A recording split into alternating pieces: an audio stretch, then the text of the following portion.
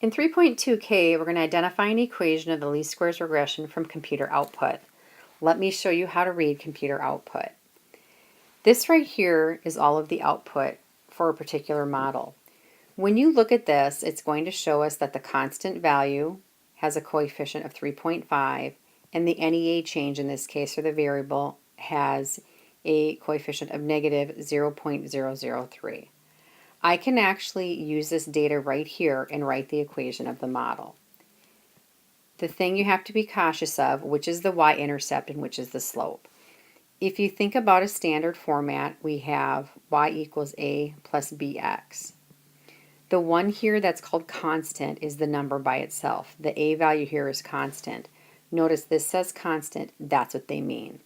The value that is recorded with the word means that is the coefficient of that particular variable, which in this case is here.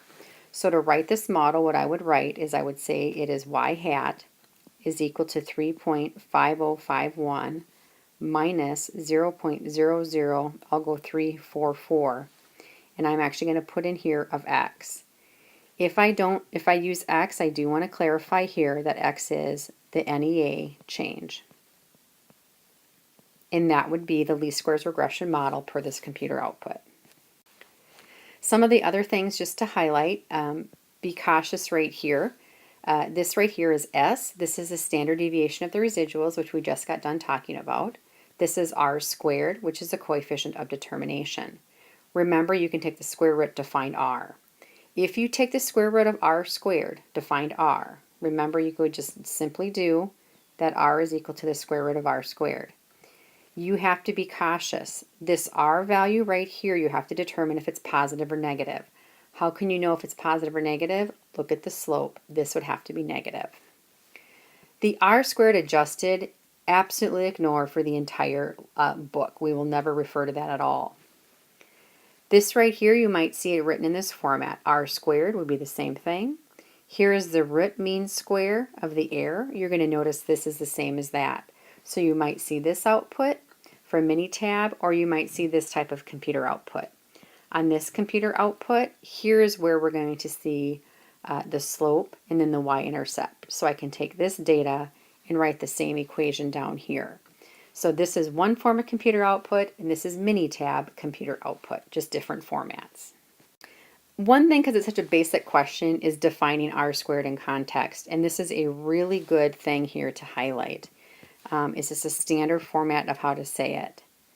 The best way is to look at R squared, in this case it's 60.6%, and literally just put that in here. Say 60.6% of the variation in our response variable, which in this case whatever y is accounted for by the least squares regression line.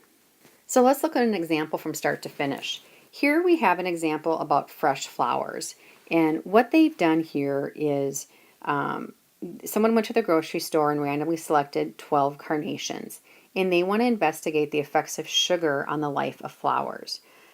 So when they get home, they take the 12 identical vases of the exact same amount of water in each vase. They put 1 tablespoon of sugar in 3 vases, 2 tablespoons in 3, 3 tablespoons in 3, and the remaining 3 they put no sugar. They're going to use the vases were prepared and placed in the same location.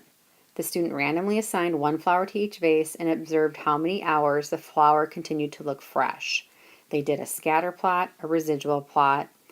They got all of their 12 bits of data in their ordered pairs and did the computer output. So based on this, what you're going to see is the tablespoons of sugar. Here's the results from the 3 plants, the ones that had 1 tablespoon, 2 tablespoons, and 3 tablespoons. Again, we have 12 carnations in total. When you look at this scatter plot, you don't actually see 12 dots because some of them are overlapping on the same dot. They then did the residual. First question, what is the equation of the regression line? The data on the computer output is right here.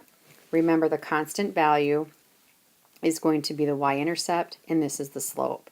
So we're trying to get the freshness. So I'm going to say the predictor of freshness, so freshness hat, is equal to 181.2 plus 15.2 times tablespoons of sugar. and that would be our least squares regression model. We can then use the information and interpret the following. First, interpret the slope of this.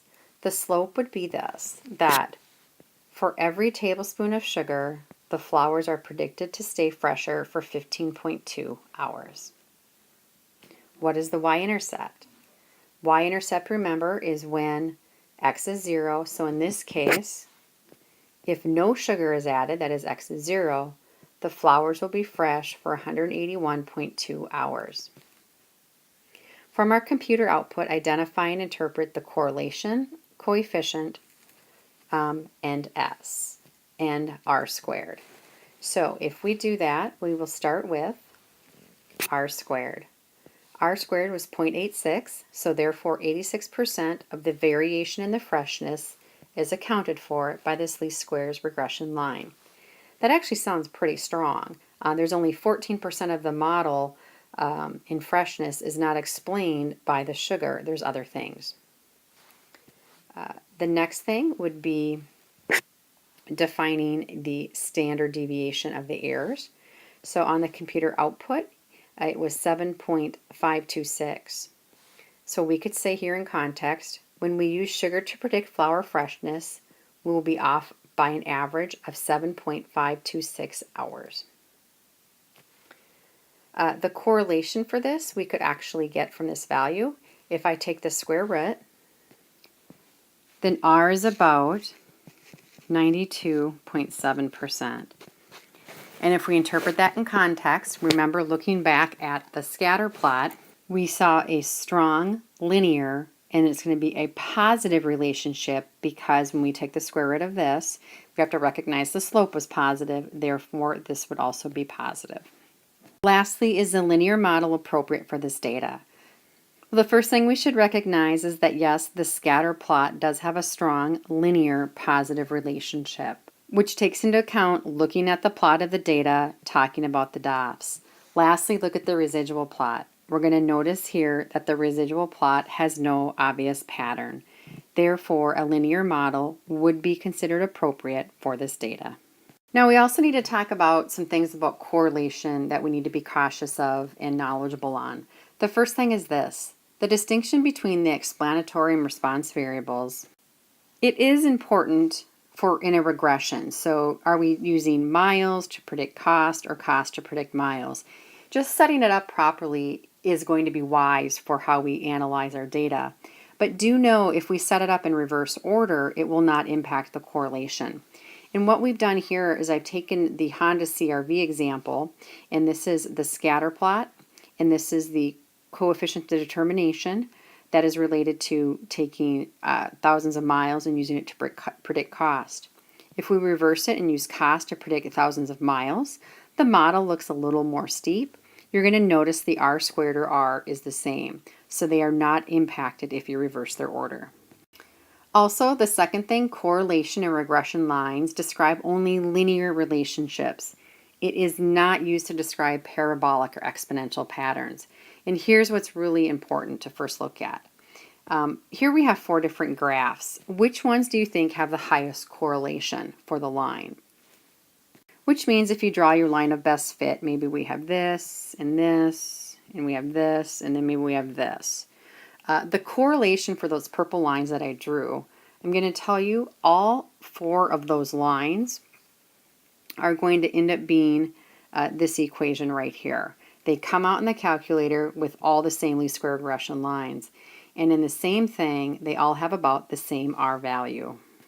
So about the 5th time I'm saying it now, that means you always begin by looking at the scatter plot,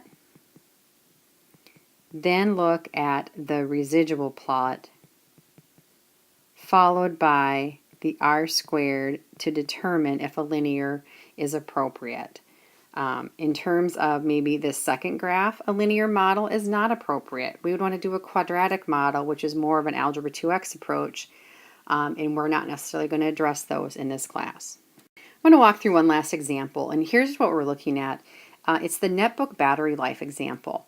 A Netbook is just an alternative laptop computer, and it says here what they've done is they looked at 22 Netbooks in February of 2010, And they looked at the battery life in terms of hours, the weight of the device, and the cost of the device. And here's the data. So let's use this data to answer some questions. First thing, is it possible to predict battery life of the new netbook? Is battery life related to weight? So here, battery life and weight. What they did is they made a scatter plot of all the ordered pairs of weight and battery life, and we see that it is a somewhat linear positive relationship, so it could be linear. They then did the least squares regression line and got an equation for that. Following that, they made a residual plot of weight and all of the air. This residual plot really doesn't have a pattern, and there's not tons of air in it. There is some air, but it's not that bad. So looking at those components, it feels like it's possible that linear might be appropriate. So now they want us to actually interpret the correlation of 0.72, and I can actually do that right above here. So the correlation, if it's 72%, we could say is a fairly strong, positive, linear relationship. And there were no obvious outliers in there. So this here is sufficient definition for that. Now I want to take the r and make r squared, or coefficient of determination. So let's do that. If I take r and I square it, r squared is going to be equal to 0.5184. So I want us to define that in context.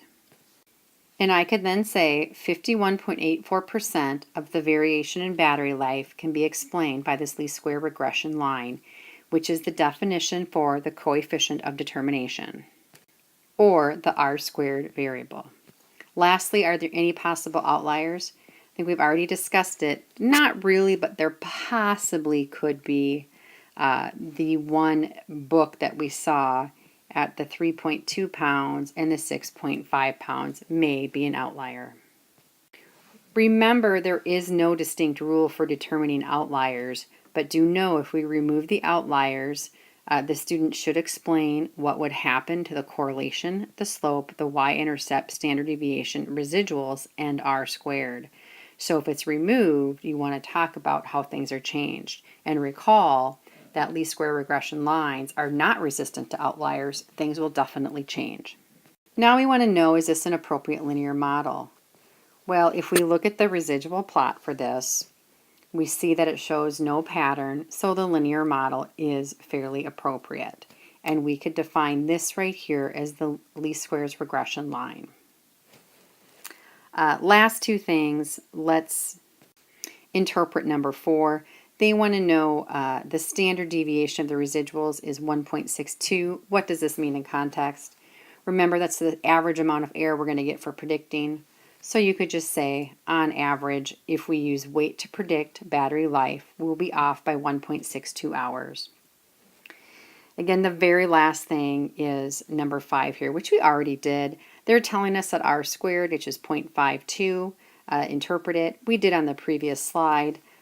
But if we reveal what we had for the answer, we have the exact same definition we talked about before about how much variation can be explained.